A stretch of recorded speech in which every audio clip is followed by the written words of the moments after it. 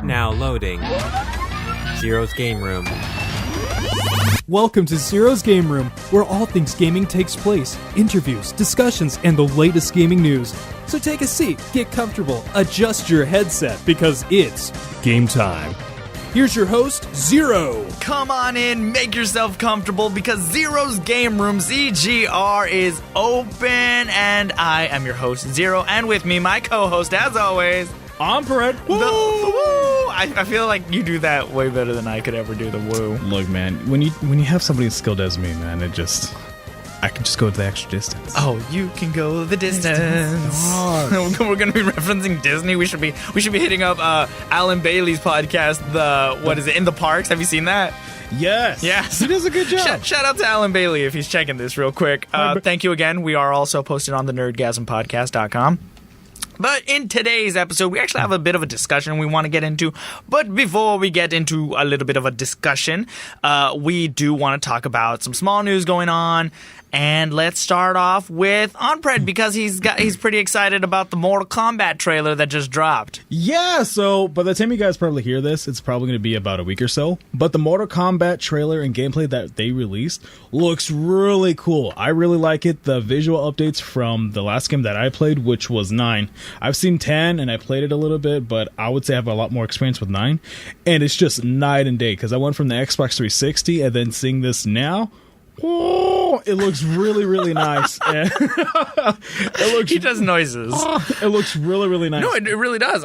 Look, I've told you this from the start. I'm not the biggest Mortal Kombat fan. I'm probably not even a fighting game, side-by-side fighting game, like Street Fighter. I'm more of like a party game, like Super Smash Brothers. Yeah. But, hey, Super Smash Bros. Gets taken seriously. Okay. You can beat me at Mortal Kombat any day of the week. Just like I can beat you in Smash Bros. Any day of the week. That's because I let you. I don't want you to feel bad. You're a good buddy. Get out of here. Anywho, but me personally, I thought the Mortal Kombat trailer looked cool. I'm excited for you. I'm probably never going to play it unless you tell me you want me to play it, and then you'll... Let's play it. You can beat me and just, finish him. Oh, man, buddy, why do you suck so much? Yeah, what do you suck? But anything else you wanted to say about Mortal Kombat? Other than that, I like the fatalities. I think that it's been revamped, and from what it looks like, it doesn't look like it's heavy microtransactions. Mm-hmm. So I want to say that the game has a lot of potential that I'm really excited for. If it turns out to be like Mortal Kombat 10 and everything's locked and stuff like that, I'll be very disappointed, because this game looks like the Mortal Kombat that we should have gotten for 10. Like two. What happened to 10? What was so bad? I never even heard about it. I played 9 only because a friend of mine had it on his Xbox 360, and then I never heard about 10. It was like 9 had certain characters, right? So like if you had Raiden, or let's say Scorpion, because you know some Mortal Kombat characters. So Scorpion. I know Scorpion. I know Sub-Zero. Yeah, I know what is his name? Is his name Drax or Jax? Jax. Okay, yes, I don't know. I think it's Jax. and then at 10, like when you had Scorpion, instead of having that full kit that you would have, it's broken up in 3 different pieces. And yeah, right. Like you're even like, what is the hell? Is it like the Kirby Star Allies where they gave you parts of the game throughout updates, or what? Yeah, and it looks like. But you loved Kirby Star Allies. I do. That's the only game I've 100% completed too. That's another game I need to argue about, but that's not for today. Keep talking about Mortal Kombat. But it was like certain characters had certain abilities locked off, and it was like, huh. And then not only that, a lot of the game was transactions. It was behind a paywall, and the DLC that everybody was complaining about was that, oh my god, I forgot his name. I think I talked about it with my top 5 games for 2019. But like they had a certain character that was locked, and you're like, oh, okay, cool. I just have to download it, pay $5, whatever.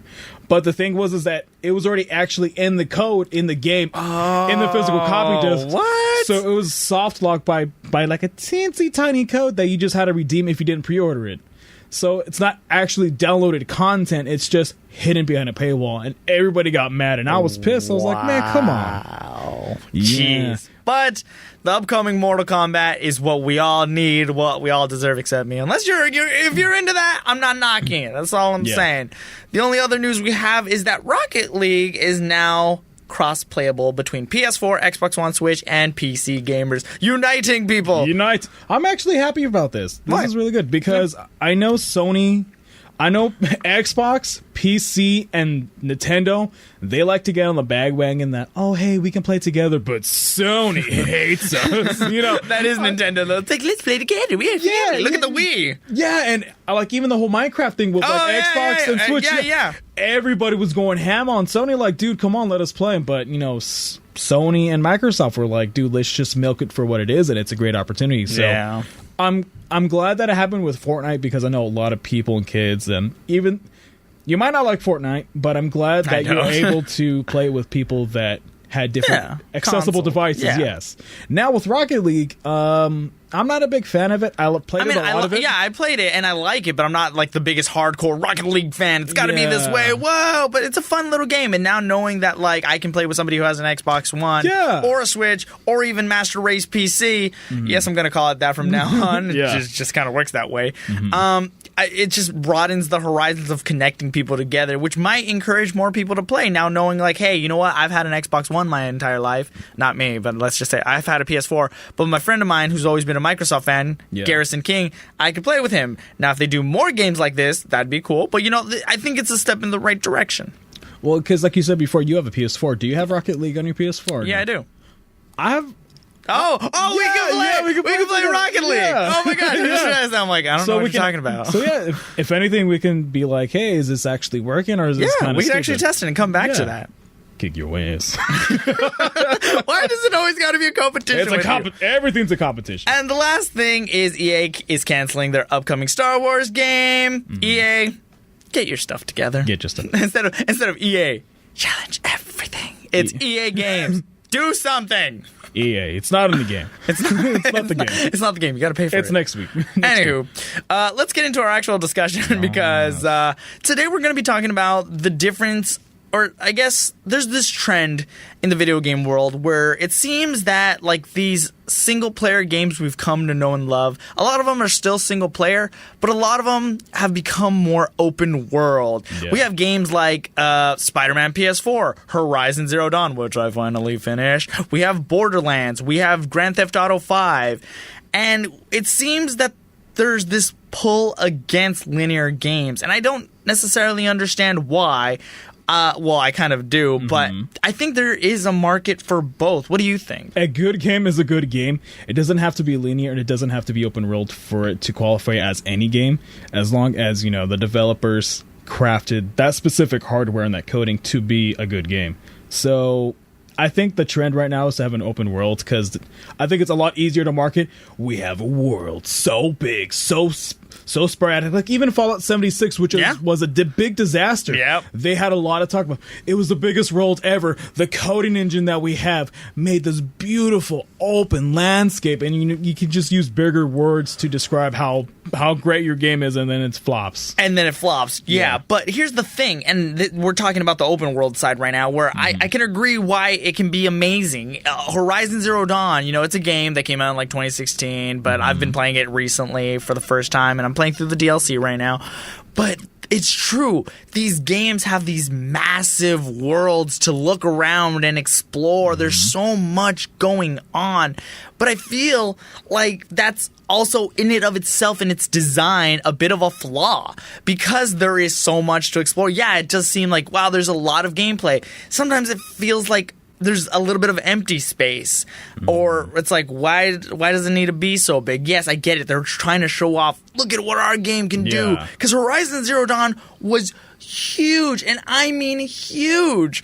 But the big problem is sometimes it's just filled with a bunch of goodies and stuff that really don't affect the gameplay. Like there are way too many collectibles in Horizon Zero Dawn that, while if you have the time, because I'm not the because you can you can collect these things in Horizon Zero Dawn, which you read, and like I'm not playing this game so I can read, and I get it's like, but these help you get more immersed in the story. Like, no, tell the story within the game. Tell the story within the game. Not only that, in Horizon Zero Dawn, there's things you can scan that are like for books and you can read, but there's also things you can scan that talk to you and tell you about the story and the world. There's even holograms. So why even put the reading stuff to begin with? Yeah, I'm not a big fan of that. Yeah, no. So I never read those. No, granted, it's not for everybody. Maybe some people like it. But the experience of Horizon, I still think Horizon Zero Dawn is an amazing game, and I recommend anybody to play it.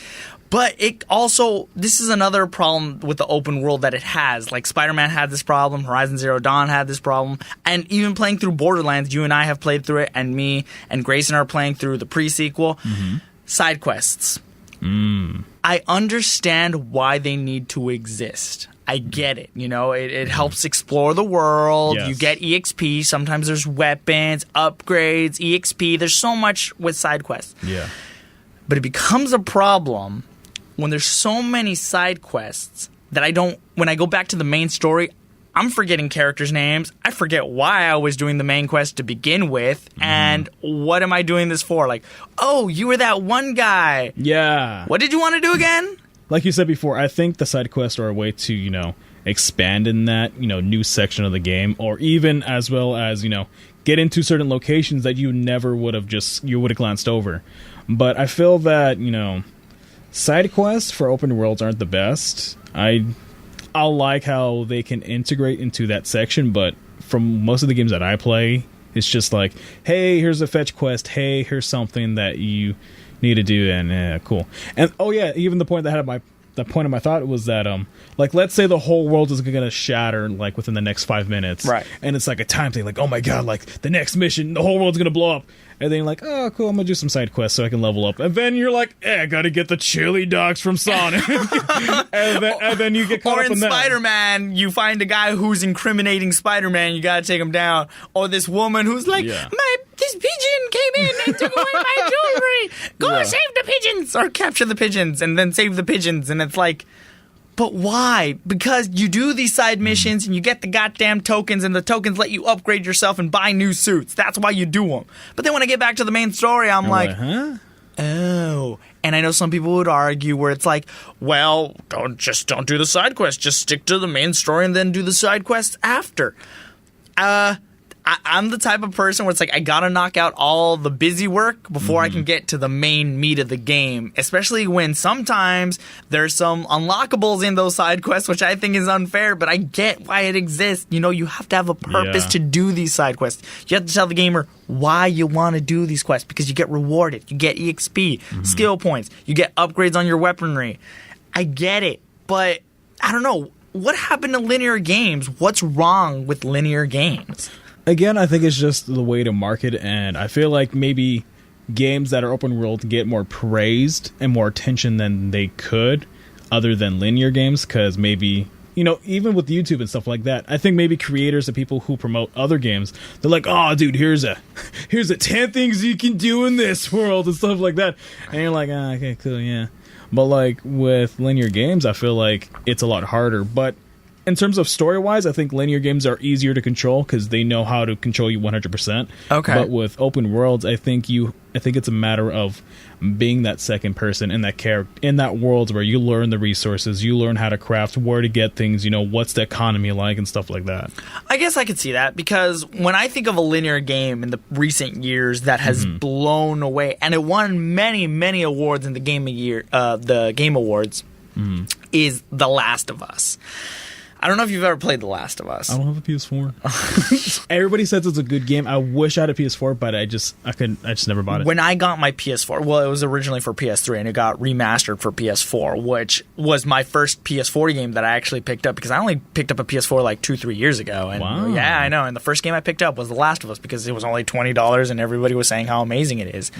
This game immersed me so much in a world that was big, but it was linear. It was able to have the correct amount of balance. There was always one objective leading to the next objective. Yeah. And it did give you a fair amount of exploration, because if you explored, you were rewarded with new crafting materials, how to make different weaponry, how to find ammunition. Because in The Last of Us, it's this post-apocalyptic world of survival. And you have this girl, Ellie, who for some reason has, like, it looks like she's been bit, but she doesn't transform, or she's been scratched and she doesn't transform into a zombie. So there's something in her blood, and the point is to try to keep her safe and take her to someone that could basically find a cure for this disease that's going around. And with that being said, well, I forgot what their zombies were called, but they're weird. Don't look at the pictures. Don't look at the images. They're ugly. But this game balanced open world with linear story because it's pretty linear. You can't just stop the mission and be like, I'm gonna go do a thing. I'm gonna do a side quest. What do you mean the world's ending? Majora's Mask. I'm looking at you. I love you, but you were the biggest criminal to that. It's like the moon is falling. We're gonna die in 3 days. I'm gonna go save a fish because I want things. You're talking about everybody's favorite game of all time. Oh, I know. Yeah, I know you can't criticize anything. Oh, you can't. Yeah. Majora's Mask isn't amazing. Well, it is amazing, but it's not the best game in the world. Ocarina of Time, heavily flawed. I'm pretty sure I just got shot on the internet. Yeah. Anywho, my point is that linear games can exist. You have all these open world, and I feel like if developers focused more on linear, I don't know. I just got this idea because we're in January. Resident Evil 2 is going to be coming out. Yeah. And I feel like Resident Evil 2 is pretty linear from what I remember. And I know I've heard stories that Resident Evil 2 isn't going to be like an exact replica, but I still think it's going to have main story here. Same thing with Kingdom Hearts. You have some side quests, but I think you never get too distracted in your side quests. Yeah, because when I played the demo at Anime Expo, it was just a lot of straightforward. And even the Halo series, that was pretty linear, and everybody loved that game. You're right. Yeah. And I love those games, and they told that story. And I feel like linear games are more story based, and open world, like maybe World of Warcraft and stuff like that. I think it's just a way to say, hey, here's an environment, and crap, you got to tag a story. The princess needs saving. Sure. Okay, she Mario. has 5 stones. We're going to separate them into 5 sections. Just call them whatever. We'll worry about it later. Don't even trip. The funny part is you just pretty much described the Mario RPG Legend of the Seven Stars. Yeah. Because you have to collect crystals, and you just gotta save. Well, the princess eventually joins you, but that's the premise. Doesn't Bowser join you too? Yes, he does. I never played it, but that's like what's wrong with you? I played Mario. I don't want to say the Mario Persona one. The Mario Persona. Paper Mario. There you go. I'm like, what? What? No. When did Mario rip out a gun, shoot his face? He's like, Persona. That was Persona 3, by the way. Ooh, nice. Yeah, they had to shoot themselves to some. It's a long story. I played Paper Mario, and even that, I think that even. I don't think I had a lot of side quests, but I think there was a lot of fun stuff to do. And that world that they put you in, they had a straight objective to say, hey, let's move forward, because this is a lot more interesting than the side quest, because that's for something fun on the side if you want to take a break, rather than, hey, the side quest is something for you to get more of the story. And it's like, damn it, why can't you just tell me the story in the main quest?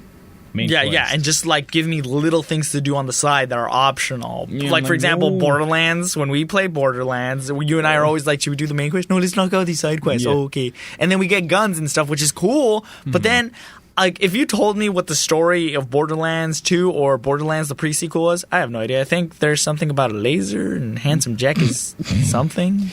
If I remember correctly, I think I told you the whole thing, but you're like, oh, buddy, look, it's Claptrap. And I was like, yeah, but the science. And you're like, oh, buddy, he's doing stupid. I was like, whatever. Yeah, see, because I can't get into the story. Literally, when me and Grayson play online, we were just like, all right, let's knock him out. We're not playing it for the story, which I guess that's the answer to this. When you play a big open world, are you playing it for the story? Sometimes. Like for Skyrim. Oh boy. Yeah, I know. That's the big behemoth. Yeah. Oh boy. The game that got sold 6 different times to you, and you're like, oh well, I guess I'll buy it. I've never bought it once. Really? Nope. You never played Skyrim? Nope. You're an animal. How could you? You should play. It's a fun game. I'm not the most fan of the story. Okay. I think there's a lot of lore. There's story in that.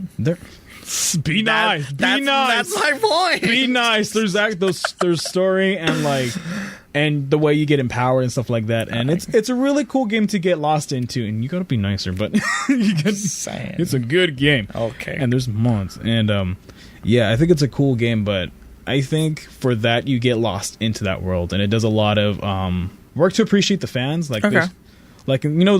D&D and stuff like that. Yeah. There's a lot of love into it. Yeah, you gotta make that crap up. But with Skyrim, it's like everything that you thought. Here you go, and you're like, I'll think Yeah. about it. But I think that's what the bottom line it kind of comes down to, that open world games are fun. I'm not saying they're bad, and I hope people didn't get that idea that I think While we're open world- passionate. I know, right? No, they're not bad at all. They're actually really fun. But when there's a big... I think Borderlands is the most criminal of this one, where it's like, I don't care about the story. I'm just going around shooting things because the game told me to. As opposed to Horizon Zero Dawn, especially near the end... That's something that bugged me too. A lot of the story was crammed into the end, but I get it, and I felt attached like the last 5 hours of the game. But like before then, I was just going around shooting robots and doing things because I wanted to. But like, I don't know.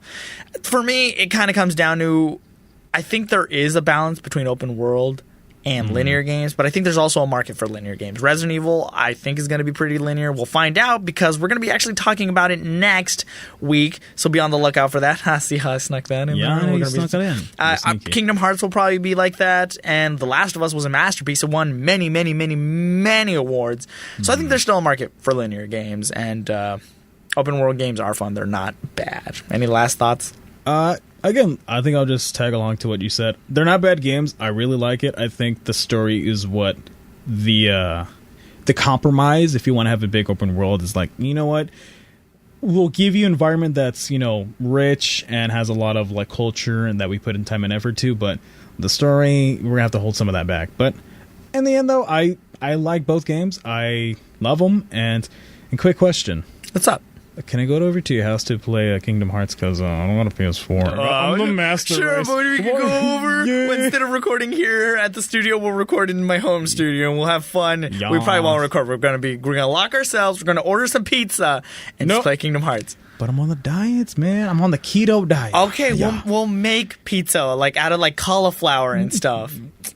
Well, I guess one day it wouldn't hurt. Oh my I started this week. All right, let's just get out of here. Resident Evil 2 is the next thing we will be talking about because I will be picking it up and we will get into hands-on experience and I will tell you what I think. Hopefully it's amazing, Leon Kennedy. Don't fail me now. If you enjoyed this episode of Zero's Game Room, please let us know in the comments because now we have a comment section now that we're on podbean.com. Yes. And you can hit us up on Twitter at Zero's Game Room. And you can hit us up on YouTube at Zero's Game Room or Facebook, Zero's Gaming Room.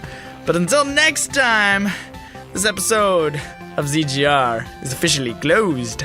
Bye. No, it's over. I always leave this stuff in. No.